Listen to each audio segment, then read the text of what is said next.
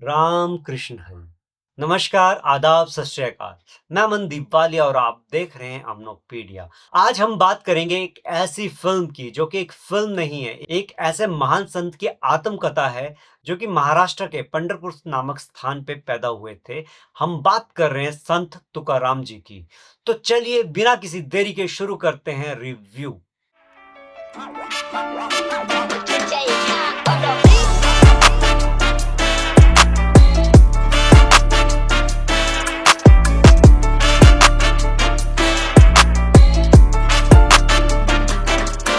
संत तुकाराम एक फ़िल्म नहीं, एक जीवन धारा है, एक जीवन प्रवाह है और एक जीवन शैली है और एक ऐसा गूढ़ ज्ञान है जो हम हर इंसान को जानना चाहिए, जानने का हक है और अगर हो सके तो उस पर अमल कर कर उस पर चलना भी चाहिए।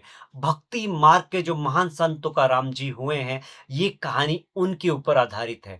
तो ये फ़िल्म देखने के लिए बहुत हिम्मत चाहिए, सिनेमा घर में जाने के लिए हिम्मत चाहिए। मैं नहीं जानता हूँ कि आप में वो हिम्मत है या नहीं है, बट हाँ, ये अध्यात्म के लिए, इस कलयुग के लिए, आने वाली पीढ़ी के लिए, जो नौजवान है, जो टीनेजर्स हैं, उनको अपनी संस्कृति को जानने के लिए इस फ़िल्म को देखना बहुत ज़रूरी है। उन्हें ये फ़िल्म देखने के लिए जाना चाहिए, समझना चाहिए। जैसा कि मैंने आपसे कहा कि ये फ़िल्म नहीं है, एक कहानी है, एक ऐसे जीवन चरित्र को दिखाती है, जो कि एक ऐसे संत की कहानी है, जिन्होंने अपने जीवन काल में कृष्ण, राम सबके दर्शन किए और एक संत की उपाधि पाई। संत तुकाराम जो कि संत गुरु नामदेव जी के शिष्य हुए, उन्होंने किस तरह से अपने जीवन काल में मोक्ष की प्राप्ति की और अपने संपूर्ण जीवन काल में समाज के सुधार में कार्य करते रहे। किस तरह से उन्होंने समाज में फैली हुई कुरीतियों की बात करी, अपने दाय मर्यादाओं में बात करी, गृहस्थ में रहकर गृहस्थ जीवन के नियमों का भी पालन किया और भक्ति मार्ग में रहते हुए भी उन्होंने अध्यात्म की ऊंचाइयों को प्राप्त किया। संत तुकाराम जिसे निर्देशित किया है शिवा रघुवंशी जी ने और लिखा भी उन्होंने ही है, राइटर डायरेक्टर शिवा रघुवंशी जी हैं। इसमें जो संत तुकाराम जी का कैरेक्टर प्ले किया है वो बहुत भावे जी हैं, बहुत ही शानदार काम किया है। हमने कभी संत तुकाराम जी को देखा नहीं है, उनके बारे में सुना है, जिस तरह से वो निर्मल मन के थे, बचपन उनके अंदर था, जीते थे वो उस चीज को और सबको सम्मान दृष्टि से देखते थे, सबका भला करते थे, अपने पास जो भी होता था उसे दान कर दिया करते थे। ऐसे व्यक्तित्व को दर्शाना, बड़े पर्दे पर दर्शाना अपने आप में एक चुनौती का काम होता है, जिसे बखूबी से हमें दिखाया है सुबोध जी ने और हमें कहीं न कहीं लगा कि सुबोध जी ने जो करैक्टर जिया है, संत तुकाराम जी वैसे ही रहे होंगे। फ़िल्म का परिवेश बहुत शानदार रखा गया है, उस समय की जो कि 1700 सन का परिवेश था उसको दिखाया गया है, गाँव का परिवेश दिखाया गया है और फ़िल्म का सबसे शानदार जो पहलू है, किसी भी फ़िल्म के लिए जो सबसे महत्वपूर्ण है, वो इस फ़िल्म में भी है कि पहले सेकंड से ही जो फ़िल्म को डेवलप किया गया है, बहुत ही शानदार तरीके से किया गया है। फ़िल्म के पहले सेकंड से हम संजय मिश्रा को देखते हैं, जो कि एक गेस्ट अपीयरेंस में है और वो अपने करैक्टर के थ्रू इस पूरी कहानी की पटकथा को बहुत ही शानदार तरीके से दिखाते हैं। हमारे समाज में बहुत सारे लोग हैं, पंथ हैं, खास समुदाय के कुछ लोग हैं, जो कि मूर्ति पूजा के अगेंस्ट हैं, मूर्ति पूजा को विरोध करते हैं।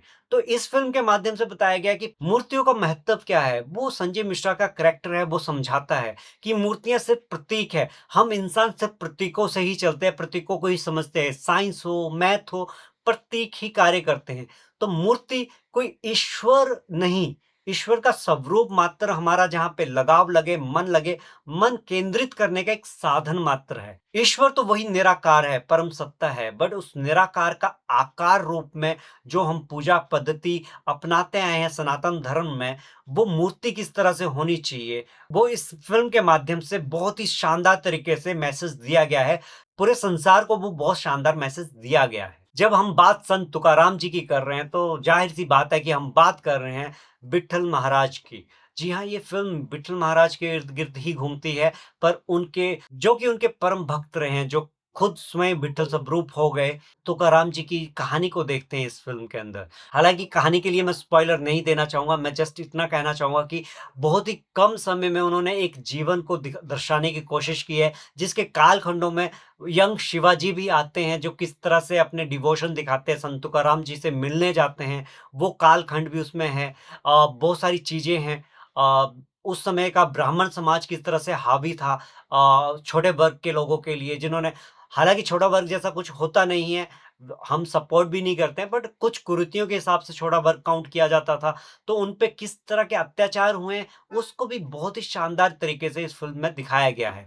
पूरी फ़िल्म जो है एक ट्रिब्यूट है संत तुकाराम जी के लिए, उनकी भक्ति को हम सलाम करते हैं, उनके पेशेंस को हम सलाम करते हैं। डायरेक्टर ने बहुत ही चतुराई से इस फ़िल्म में संत तुकाराम जी के करैक्टर को उन्हीं के ही मुँह से बुलवा दिया है, उनकी कहानी को उन्हीं के ज़रिए बुलवा दिया है, दिखा दिया है कि उनके साथ क्या घटित हुई घटनाएँ। तो मेजर-मेजर घटनाएँ जो हैं, जिन्हें हम सुनते आए हैं, देखते आए हैं, वो देखने को इस फ़िल्म में मिलेंगी आपको। इस फ़िल्म की सबसे अच्छी बात है कि ये हिंदी में है इस समय और हिंदी ऑडियंस के लिए ये मिलेगी। संत तुकाराम जी ने जो अपने जीवन काल में भंग लिखे थे, जो कविताएँ लिखी थी, वो हमें हिंदी में सुनने को मिलेंगी। हिंदी में वो म्यूज़िक हम, वो लिरिक्स हम महसूस कर पाएँगे, समझ पाएँगे, उन अर्थों को समझ के उससे जुड़ पाएँगे। और जो 3 मंत्र संत तुकाराम जी दे गए हैं, राम, कृष्ण, हरि।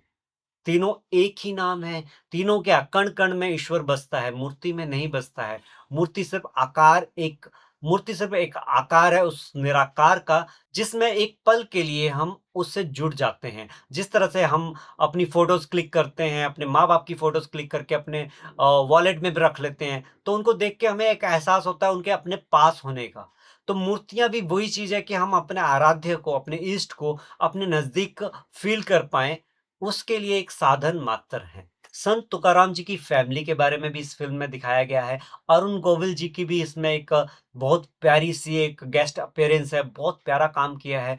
शिशिर शर्मा जी ने भी बहुत शानदार अभिनय किया है। उन्होंने एक ऐसे ब्राह्मण की भूमिका निभाई है, जो कि वाक़ई में श्रेष्ठ ब्राह्मण होता है। आपको इस फ़िल्म के माध्यम से वो देखने को मिलेगा। शीना चौहान ने जो करैक्टर प्ले किया है, वो भी अपने आप में बहुत चैलेंजिंग था।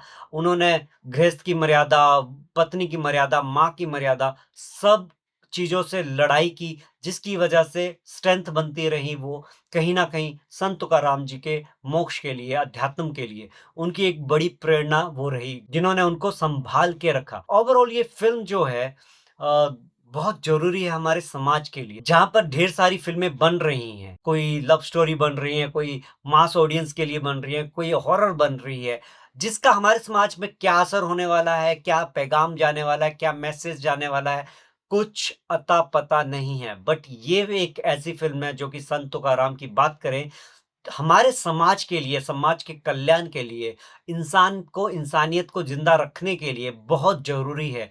ऐसी फ़िल्में बहुत कम बनती हैं और ऐसी फ़िल्म बनाने के लिए एक अलग ही जिगरा चाहिए, क्योंकि हर चीज़ पैसे से जुड़ी हुई है। इन द एंड पैसे के लिए ये बिज़नेस है, पैसा कमाने के लिए बिज़नेस है, बट ऐसी फ़िल्मों को देखने के लिए कम लोग जाते हैं। पर जो भी जाएँगे, उनके लिए मैं सैल्यूट करता हूँ, उनके लिए सिर्फ़ 3 शब्द कहना चाहूँगा, राम, कृष्ण, हरि। जैसी हरि की इच्छा, ये फ़िल्म के साथ वैसा ही होगा। जल्द ही हम नेक्स्ट फ़िल्म के रिव्यू के साथ मिलेंगे और आपको छोड़ जाते हैं संत तुकाराम के कुछ प्यारे लम्हों के साथ। ये वीडियो जितने लोगों तक शेयर कर सकते हैं आप कीजिए, जिससे संत तुकाराम की फ़िल्म का मैसेज, पैगाम लोगों तक पहुँचे और वो सिनेमा घरों में जाके ये फ़िल्म देख पाएँ। आप नए हैं तो मेरे चैनल को भी सब्सक्राइब कीजिए और लोगों तक शेयर करते रहिए, लाइक एंड कमेंट करना ना भूलिएगा और बेल आइकन को प्रेस करना ना भूलिए, जिससे मेरे आने वाले हर वीडियोज़ की अपडेट्स आप तक पहुँचती रहे और मैं आपको इसी तरह से और अच्छे तरीके से एंटरटेन करता रहूँ। स्पॉइलर दिए बिना आपको कहानी का मज़ा अम्नोपीडिया पे हमेशा आता रहेगा। बस जाते-जाते यही कहूँगा, प्लीज़ सब्सक्राइब करें, अपना आशीर्वाद दें, सपोर्ट दें। जय हिंद, जय भारत।